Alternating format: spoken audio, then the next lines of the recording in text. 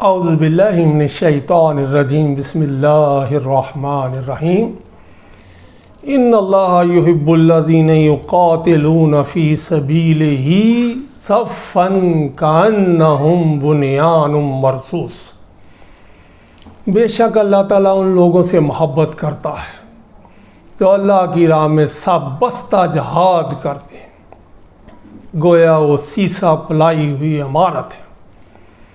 یہ سورہ الصف کی آیت نمبر 4 ہے۔ اے میرے مسلمان بھائیوں، جہاں بھی تم ہو، تم اس آیت کو منتخب کرنے والوں کو سلام کرنا ہے۔ اور یہ جو جہاد شروع ہوا ہے، اس کا عنوان جو رکھا گیا بنیان مرصوص، سیسا پلائی ہوئی دیوار بن جاؤ، اختلافات اپنے ختم کرو اور اللہ کی رضا کی خاطر یہ جہاد کرو۔ اب اس کی وضاحت ہے۔ پہلا ایسا ان اللہ یحب الذین، اللہ کن سے محبت کرتا ہے؟ قرآن حکیم ہماری رہنمائی کرتا ہے۔ بلا من اوفی بعہدہ واتقی فإن اللہ یحب المتقین۔ کیوں نہیں؟ البتہ جو شخص اپنا قرار پورا کرے اور پرہیزگاری کرے تو اللہ تعالیٰ بھی ایسے پرہیزگاروں سے محبت کرتا ہے۔ یہ سورہ جو آل عمران کی آیت نمبر 76 ہے۔ بلا من اوفا، جو اپنا عہد کرے، بعہدہ، اور پھر کیا کرے؟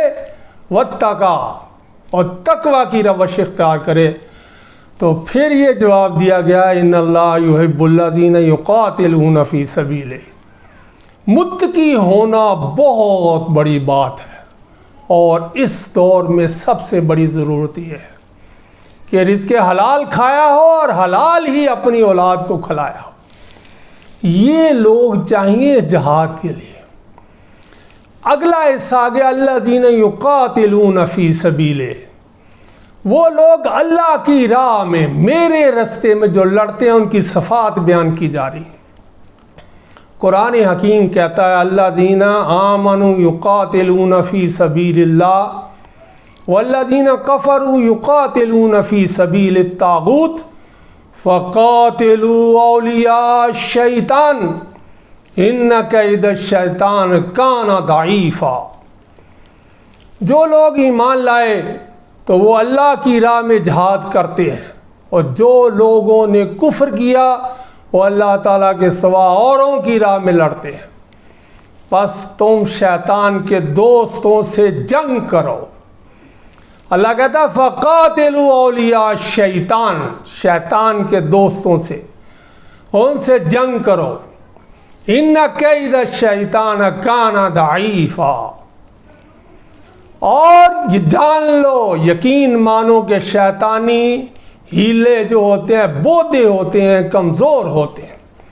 یہ سورہ نساء کی آیت نمبر 76 میں یہ وعدہ کیا گیا ہے۔ پھر اللہ تعالیٰ کہتے ہیں اذن للذین یقاتلون بانہم ظلموا۔ اللہ تعالیٰ کہہ رہا ہے وَإِنَّ اللَّهَ عَلَىٰ نَصْرِهِمْ لَقَدِيرٌ۔ اللہ تعالیٰ کا فرمان ہے مسلمانوں سے کافر جنگ کر رہے ہیں، انہیں بھی مقابلے کی اجازت ہے۔ اللہ تعالیٰ نے اجازت دے دی۔ اذن للذین یقاتلون، جو قتل ہو رہے ہیں، کر رہے ہیں، ان کے اوپر ظلم ہو رہا، ان کو بھی اجازت دی ہے جہاد کی۔ کیوں؟ بے شک ان کی مدد پر اللہ قادر ہے۔ یہ سورہ الحج کی آیت نمبر 39 ہے۔ اگلا حصہ آ گیا جس کے اوپر یہ کسی اللہ کے بندے نے اس جہاد کو بنیان مرصوص کہا ہے۔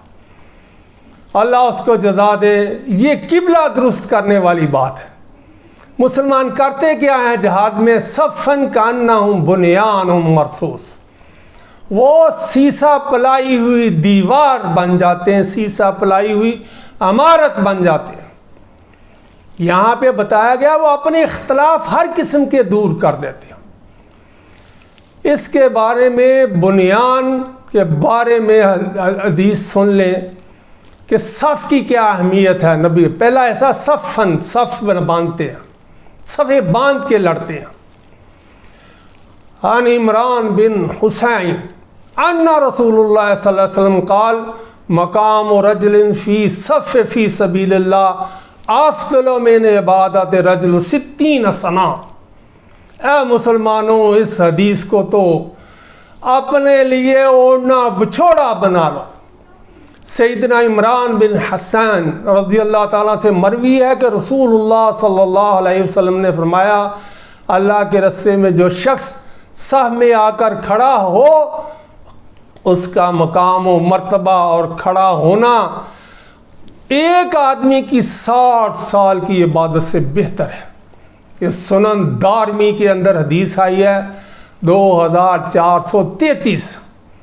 اللہ کے بندو، اللہ کے صفوں میں کھڑے ہو جاؤ، اپنے اختلافات ختم کر دو، اور افضل من عبادت رجل 60 سنہ، اور ایک آدمی 60 سال اگر عبادت کرتا رہے تو جو صف میں آ کے کھڑا ہو گیا جہاد کے لیے، وہ اس سے بہتر ہے۔ دوسری روایت سن لیں، امت کو اکٹھا ہونا ہوگا، وحدت امت کا پیغام اس میں دیا گیا ہے۔ ان ابی موسیٰ عن النبی صلی اللہ علیہ وسلم قال ان المؤمن للمؤمن کالبنیان یشدہ بعضہ بعضا، کہ مومن جو ہے وہ ایک عمارت کی طرح ہوتے ہیں، ایک عمارت کی طرح ہوتے ہیں، وہ ایک دوسرے کو اس کی تقویت پہنچاتے ہیں۔ اچھا، یہاں پہ کہا گیا ہے ان المؤمن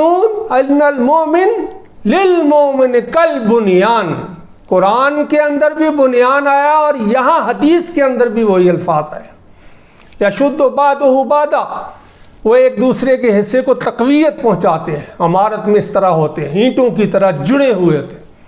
پھر آپ نے اپنی انگلیوں کو وَشَبَّكَ أَصَابَعَهُ، نبی کریم صلی اللہ علیہ وسلم نے اپنی انگلیوں کو اندر ڈال کے ہاتھ کے بتایا کہ اس طرح مومن ہوتے ہیں۔ اپنی انگلیوں کو دوسری انگلیوں میں داخل فرمایا۔ یہ جو تشبیہ بیان کی ہے یہ بہت ضروری ہے، یہ صحیح بخاری کی حدیث 481 ہے۔ اے پاکستانی قوم، ہنود اور یہود ایک ہو گئے، اسلحہ بھی یہودیوں کا استعمال ہو رہا ہے، ٹیکنالوجی بھی ان کی یہودی استعمال کر رہے ہیں، اور ہنود یہ سارا کام کر رہے ہیں۔ تمہیں اپنے اختلافات، اپنے مفادات، اپنی عداوتیں، اپنی رقابتیں ختم کر کے ایک امت بن جاؤ اللہ کے لیے۔ مظلوموں کی تم نے مدد کرنی ہے، وہ کہاں بھی ہو، وہ فلسطین میں ہو، برما میں ہو، وہ کسی کشمیر میں ہو، اور محکوموں کو تم نے آزاد کروانا ہے۔ یہ تمہارا مشن ہونا چاہیے۔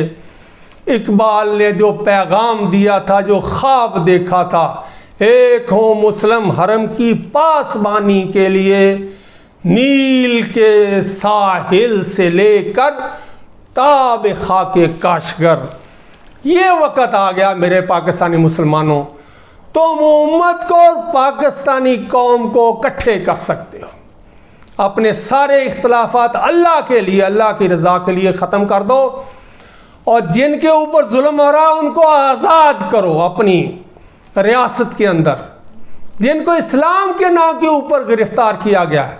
اللہ کے بندو، اللہ تم پر رحم کرے گا، تمہیں اپنی نعمتوں سے نوازے گا، تمہیں غلبہ دے گا۔